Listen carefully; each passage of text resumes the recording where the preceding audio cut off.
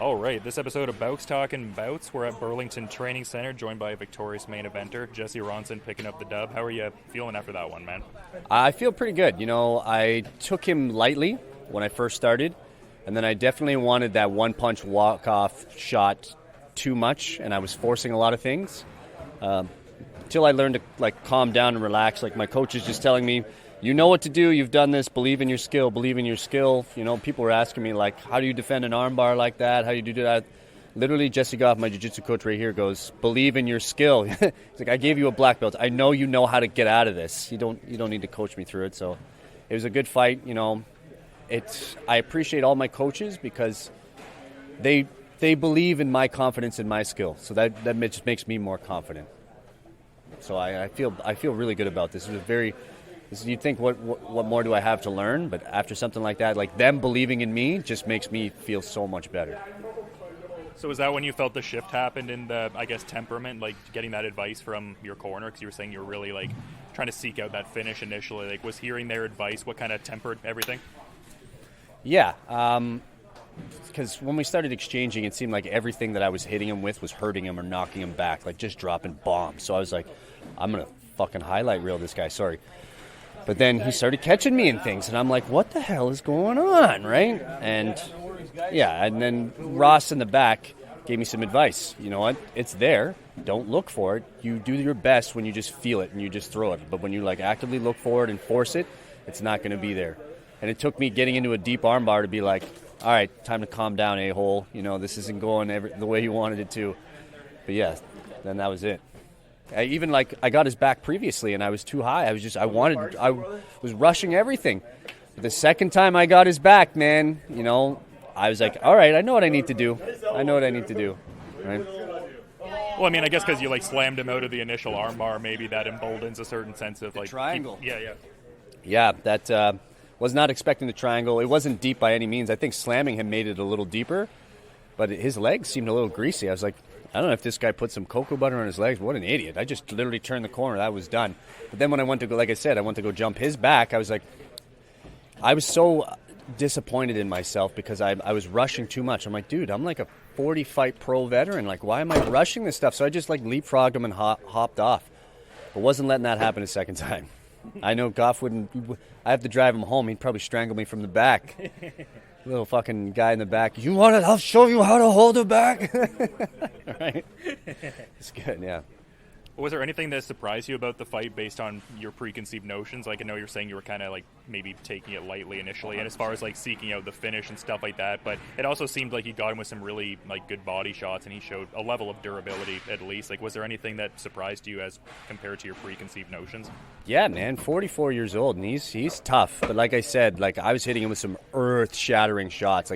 Every shot I hit him with, he was buckling and crumpling, and I was like, I could see it in his face. He was like, I don't want to do this anymore. So he tried clinching me a bunch, but yeah, he just shocked me for 44, and his ground game was a little bit better than I thought it was going to be. So, but again, I slept on him, and once I woke up, it was not really woke up, but once I kicked it into the gear that I needed to, it was over. That he wasn't going to last very long. And it seems like there was a tangible sense of mutual respect. Look at you guys had a kind of fun moment after exchanging some laughs, and even in the midst of this interview, shaking hands as he was on his way out. Can you speak to that kind of dynamic there? That's just sportsmanship and camaraderie. He's a 45 veteran. I'm almost a 45 veteran. He said after the fight, he's like, I got you in a choke and you got out of that, and then you got me in a fucking choke, man. And he's like, you almost ripped my head off. And I was like, the fucking ref told me, if you're choking someone, do not let go. I don't care if he's tapping. Don't let go. Rip his head off until I get there. And I'm like, okay. So he tapped 10 times, and I see him tapping, and I'm like, nope, I'm not letting go until Brian grabs me. But yeah, that's just the way. If it was reversed, it would have been the same way, It was a pretty back-and-forth fight, which doesn't do well for my stock. Sure, winning and finishing does well for me, but people will see that they have Ronson's open for this or Ronson's open for that, when really I'm not. You know what I mean? That was just me being lazy and we're going to save some gas in first and second gear, and, we're going to look for a highlight. I just feel like an idiot. And I want to rewatch this fight so I can punch a hole in my wall and get even more mad at myself because of how sloppily I took, and I shouldn't do that. I was going to say, from my layman perspective, it looked like a pretty comprehensive performance, but I guess it speaks to, like, that mentality you were talking about before, like, always trying to learn and grow, even though, like you said, you're, like, a veteran and have a myriad of bouts throughout your career. Yeah, I don't even know. You said it right, man. What do you want me to say to that? You said it, everything right there, man. Want some insights on the entrance, though, a little bit. That was a good medal, too, and I appreciated that. What was that you were coming out to? That was the BFG division by Mick Gordon, Doom Eternal, with Alex the Terrible doing his voiceover. So it's like I was just scrolling through some stuff on YouTube, and I listened to some Doom Eternal stuff because it's pretty pump-up stuff. But then it's like Alex the Terrible. So I was like, yeah, sure, I'll listen to it. And then it's like, of all the evil that hell can conjure, we'll send unto them only you. Rip and tear until it is done. I was like, holy shit, like the hair on my arm stood up. And then it's like slow down. I was like, it can. And then when he drops that, rah, I was like, holy shit, crank my fucking music up. I was like, God damn it. And like it just amped me the fuck up. And I played it for a bunch of people, like even Doug here, and he listened to it. And he's like, I was kind of sleeping on it, and then all of a sudden he's like, rah! He's like, it's insane. Absolutely insane. Like I tried not to listen to it too much because once you over-listen to something, it loses the effect. Fuck. So I was like doing my best not to listen to it. So I when it came out there and he yelled run, I was like, that's when I'm going out there. I'm fucking doing it. And I knew the crowd would lose their shit. I just wish it was in an arena with like 10,000 people. That would have been nasty. Yeah, you had a certain look in your eye when you were coming out. You looked pretty intense. You looked very in the moment. Yeah, so my buddy Matt, my number one training partner, he's over here. We can get him over here.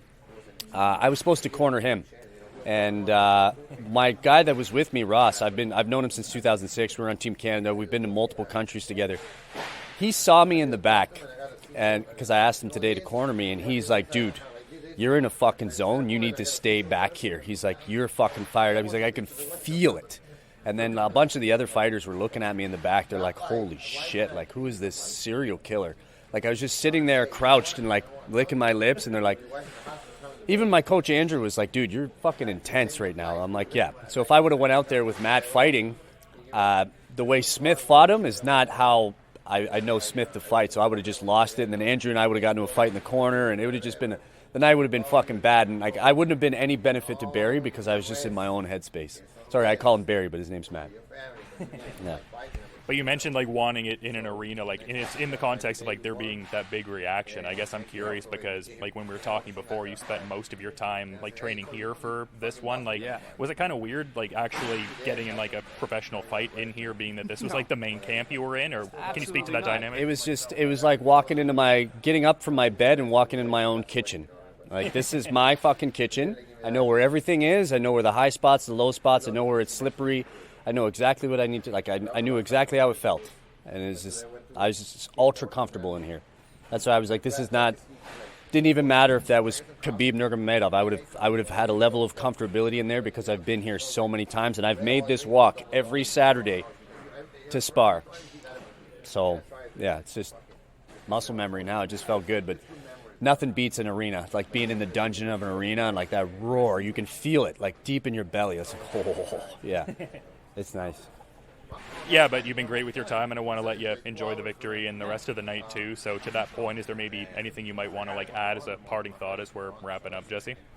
Parting thought, look for the body snatcher in the future. I'm looking for bare knuckle fighting championships or Bellator.